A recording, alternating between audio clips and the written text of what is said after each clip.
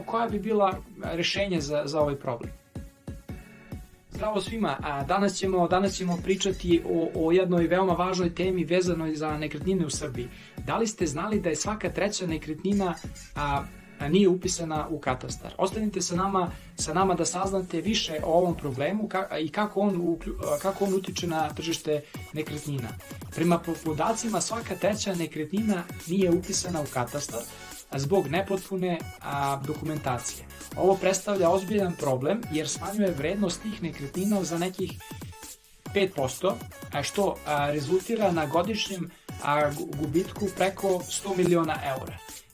Nepostojanje u katastru znači da te nekretnine ne mogu legalno da se koriste za hipoteku ili rekonstrukciju. Koji su najčešći uzroci neupisivanja u katastar? Postoji nekoliko razloga zašto nekretnine nisu upisane u katastar. Najčešći razlozi za to su nedostatak dokumentacije, pogrešno uneti podaci ili nedostavljeni potrebni papiri. Mnoge od ovih nepokretnosti su stanovi u izgradnji i objekti bez upotrebne dozvole. Kakav je uticaj na tržište zbog toga?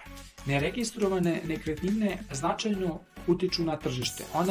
One sputavaju investicioni potencijal jer ne mogu da se koriste kao hipotekarni zalog ili otežavaju pravnu sigurnost.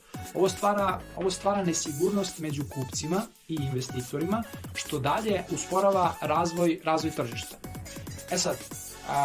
Recimo, koja bi bila rešenje za ovaj problem? Kako bi se rešio ovaj problem, neophodno je da sve nekretnine budu upisane u katastar.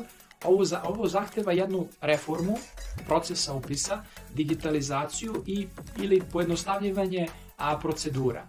Upis nepokretnosti je u javnom interesu jer omogućava pravnu sigurnost i otključava investicionalni potencijal.